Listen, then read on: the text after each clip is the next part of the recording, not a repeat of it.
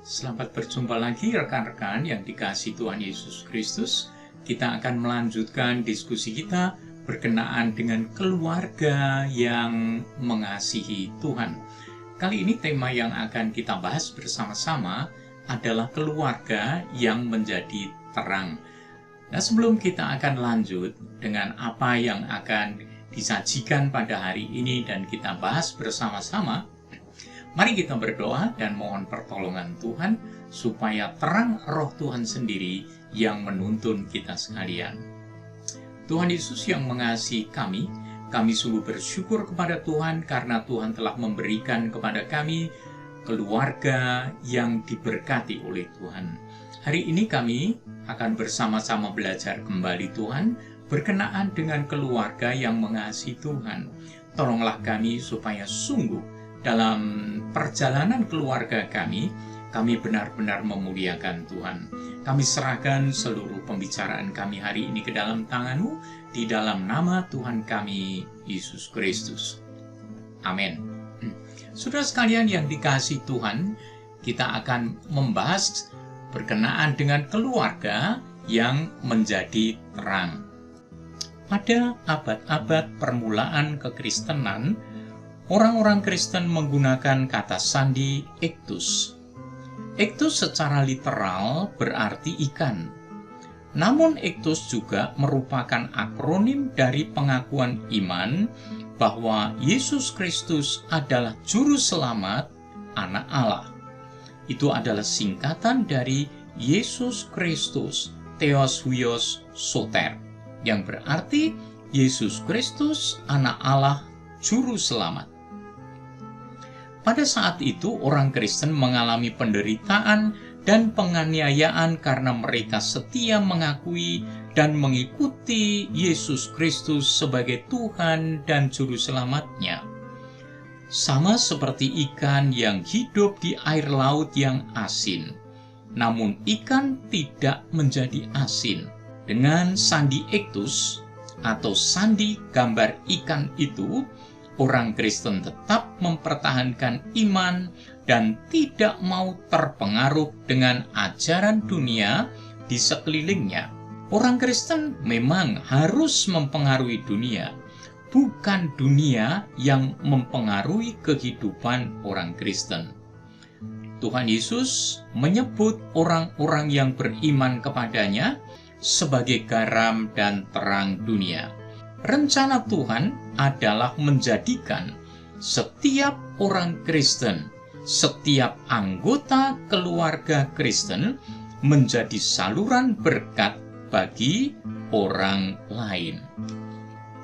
Saudara sekalian yang dikasihi Tuhan Yesus Kristus, ayat yang kita pakai pada hari ini atau menjadi ayat kencana kita adalah Markus pasal yang kelima, ayat yang ke-19. Pulanglah ke rumahmu kepada orang-orang sekampungmu dan beritahukanlah kepada mereka segala sesuatu yang telah diperbuat oleh Tuhan atasmu dan bagaimana Ia telah mengasihani engkau. Latar belakang dari ayat ini adalah ada seorang yang kerasukan setan yang begitu banyak sehingga namanya legion. Kemudian Tuhan Yesus datang ke tempat itu, yaitu di Gadara, dekat dengan kuburan-kuburan di sana, dan kemudian orang ini disembuhkan oleh Tuhan. Dia pulih kembali. Orang ini berharap bisa mengikuti Tuhan Yesus. Namun Tuhan memberitahu supaya ia menjadi terang bagi keluarganya dan orang-orang sekampungnya. Itu sebabnya Tuhan memerintahkannya, pulanglah ke rumahmu, kepada orang-orang sekampungmu. Tugasnya adalah beritahukanlah kepada mereka segala sesuatu yang telah diperbuat oleh Tuhan atasmu, dan bagaimana Ia telah mengasihani engkau. Sebagai keluarga Kristen, harus menjadi terang dan garam bagi lingkungannya. Itu sebabnya orang Kristen harus tetap rajin berbuat baik. Keluarga Kristen harus memiliki gaya hidup yang berbeda dengan orang yang ada di sekelilingnya. Jika keluarga Kristen gaya hidupnya sama dengan orang-orang dunia ini, di manakah letak keunggulan ajaran iman Kristen tersebut? Hal seperti itu tidak boleh terjadi. Kehadiran orang Kristen di tengah masyarakat diharapkan membawa dampak positif, sehingga secara langsung ataupun tidak langsung, berita baik dari Tuhan atau Injil Tuhan Yesus Kristus diberitakan. Kehidupan orang Kristen adalah kitab yang terbuka atau berita baik yang terbuka, Injil yang terbuka yang bisa dibaca oleh sesamanya, bisa dibaca oleh siapa saja. Jika kehidupan orang Kristen lebih buruk dari kehidupan orang-orang dunia ini, itu artinya belum ada pertobatan, dan ia telah gagal menjadi garam dan terang. Tuhan Yesus mengatakan bahwa orang Kristen yang demikian tidak ada gunanya lagi. Dalam masyarakat sedang berkembang budaya gosip pada saat ini, khususnya di kalangan ibu-ibu rumah tangga. Nah, para ibu-ibu itu sukanya berkumpul. Kalau sudah berkumpul, mulailah bergosip. Disebut gosip karena apa yang dibicarakan merupakan isu-isu atau berita yang kurang baik tentang orang lain. Biasanya dibumbui dengan sikap menghakimi, menuduh, dan memprovokasi. Dengan kata lain, gosip adalah perbuatan yang tidak sepantasnya, perbuatan yang tidak baik. Maka, ibu-ibu rumah tangga Kristen harus menghindari gosip tersebut. Daripada bergosip, lebih baik bercerita tentang kebaikan Tuhan, atau bersaksi bagaimana Tuhan telah memberkati keluarganya. Ingatlah, perbuatan baik yang memuliakan Allah Bapa di surga adalah melakukan kehendak-Nya. Itu dituliskan dalam Matius pasal 5 ayat 16 dan Matius pasal 7 ayat yang ke-21. Perbuatan yang paling baik dan menjadi berkat bagi orang lain adalah menyampaikan berita keselamatan, memberitakan Injil kepada mereka yang memerlukannya. Allah Bapa akan senang sekali apabila kita memberitahu orang lain bahwa juru selamat telah disediakan, yaitu Yesus Kristus Tuhan. Dialah yang menjadi sumber pengampunan dosa dan pemberi hidup yang abadi, hidup yang kekal. Saudara sekalian, ada hamba Tuhan yang mengatakan bahwa keluarga adalah gereja mini. Artinya, keluarga harus mengadakan ibadah keluarga secara rutin dan teratur. Keluarga harus membuka diri menjadi tempat orang-orang Kristen berkumpul dan bersekutu. Dan itulah yang dilakukan oleh keluarga Lydia di Filipi. Nah, kita bisa membaca dari Kisah Para Rasul pasal 16 ayat 13 sampai dengan ayat yang ke-15. Lydia percaya kepada Tuhan Yesus setelah mendengar Injil yang diberitakan oleh Rasul Paulus. Kemudian, selama memberitakan Injil di Filipi, Rasul Paulus menumpang di rumah keluarga Lydia. Di rumah Lydia itu berkumpul orang-orang percaya. Mereka memuji Tuhan, mereka berdoa, mereka belajar firman Tuhan. Dari rumah keluarga Lydia inilah berawal berdirinya jemaat atau gereja Tuhan di Filipi. Membuka rumah sebagai tempat bersekutu dan beribadah mempunyai banyak manfaat. Di antaranya, kesaksian bagi anggota keluarga. Anggota keluarga yang belum percaya Tuhan Yesus Kristus dapat mendengarkan firman Allah ketika orang-orang percaya berkumpul dan bersekutu di rumahnya. Yang kedua, bisa menjadi kesaksian bagi tetangga-tetangga sekelilingnya. Tetangga pun dapat melihat dan mendengar cara hidup orang Kristen yang sesuai dengan tuntunan firman Allah. Yang ketiga, tentunya mendukung pekabaran Injil, yaitu di sanalah gereja dimulai, yaitu di salah satu rumah orang yang percaya.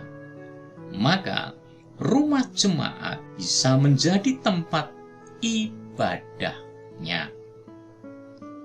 Jadi, ibu bapak sekalian yang dikasihi Tuhan, membuka pintu rumah sebagai tempat bersekutu orang-orang percaya memiliki manfaat ganda, yaitu meneguhkan iman anggota keluarga dan mempererat hubungan di antara orang-orang percaya.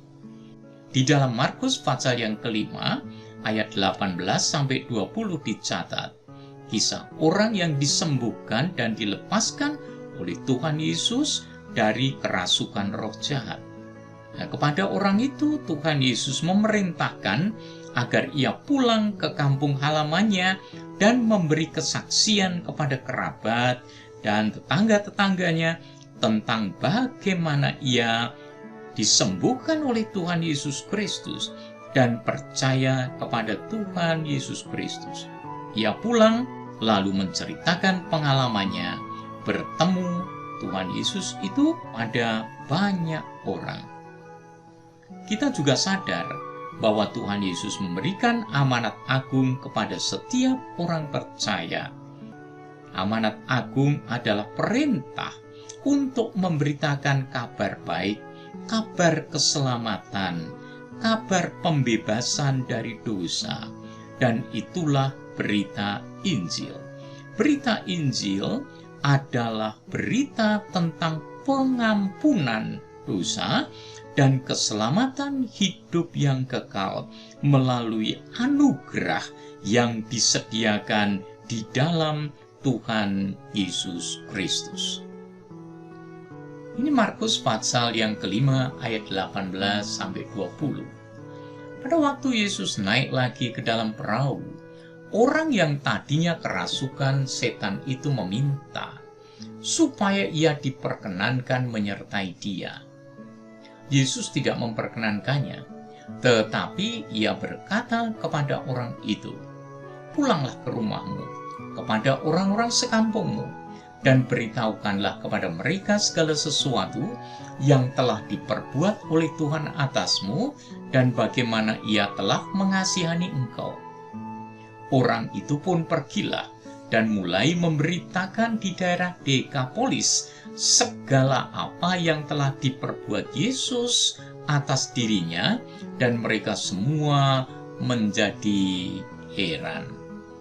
Kesimpulannya, saudara sekalian yang dikasihi Tuhan, keberadaan keluarga kita di tengah-tengah masyarakat bukanlah hal yang kebetulan. Itu merupakan satu rencana Allah bagi kehidupan kita semua. Tuhan menempatkan kita, orang-orang yang percaya, di antara mereka yang belum mengenal Tuhan Yesus Kristus dengan satu tujuan, yaitu supaya kita menjadi garam, kita menjadi terang, menjadi teladan dalam kebaikan, dan menjadi pembawa kabar baik, menjadi pembawa berita keselamatan yang disediakan Tuhan Yesus Kristus bagi kita sekalian, membawa berita anugerah Tuhan yang disediakan bagi kita, bagi semua manusia, supaya setiap orang yang percaya memiliki kehidupan yang abadi. Saudara sekalian yang dikasihi Tuhan, sebagai akhir dari pembicaraan kita hari ini, marilah kita sadari bahwa kita sebagai keluarga yang sudah percaya, dipilih oleh Tuhan, ditempatkan di tempat sekarang kita masing-masing berada, di mana keluarga kita bisa menjadi teladan, bisa menyampaikan kesaksian bagaimana kehidupan yang berkenan kepada Tuhan.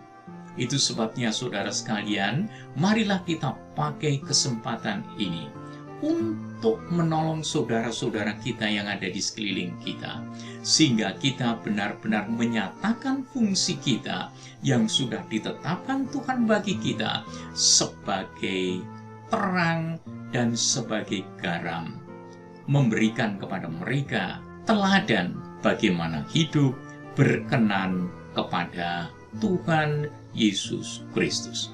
Mari kita berdoa. Terima kasih Tuhan Yesus untuk hari ini atas berkat-Mu.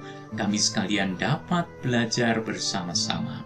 Kiranya harapan yang Tuhan berikan kepada kami benar-benar terwujud di dalam kehidupan kami. Tuhan berharap kami sebagai terang dan garam, karena Tuhan telah menetapkan kami demikian. Tolonglah kami, supaya kami dapat menjalankan apa yang telah menjadi rencana Tuhan dalam kehidupan kami, sehingga semua keluarga kami, semua tetangga-tetangga kami melihat terang Tuhan, dan mereka semua menerima kebaikan Tuhan, menerima anugerah Tuhan, bahkan menerima kehidupan abadi di dalam kasih sayang-Mu. Terima kasih Tuhan Yesus. Nama Tuhan diagungkan di tengah-tengah kami semua. Amin. Terima kasih saudara sekalian yang dikasihi Tuhan. Tuhan memberkati kita, Tuhan memberkati seluruh keluarga kita. Damai sejahtera dari Allah Bapa kita dan dari Tuhan kita Yesus Kristus. Tuntunan pimpinan terang dari Roh Kudus menyertai kita sekalian dari sekarang sampai selamanya. Amin.